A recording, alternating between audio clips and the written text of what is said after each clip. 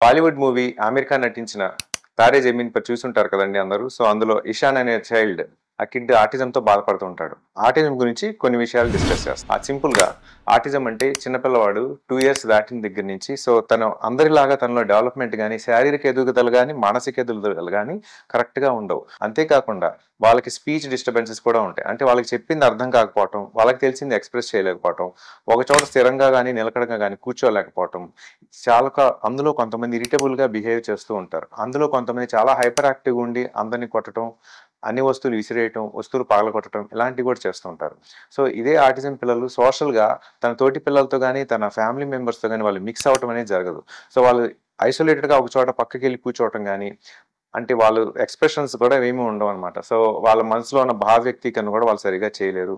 So, వీళ్ళు మానసికంగా మరియు శారీరకంగా కూడా ఛాలెంజ్డ్ చైల్డ్ అనమాట. ఫుల్ వీడియో కోసం ఆటిజం గురించి వాటి లక్షణాలు, వాటికి గల కారణాలు ఫుల్ వీడియో కోసం కింద డిస్క్రిప్షన్‌లో ఇచ్చిన లింక్‌ని క్లిక్ చేయండి.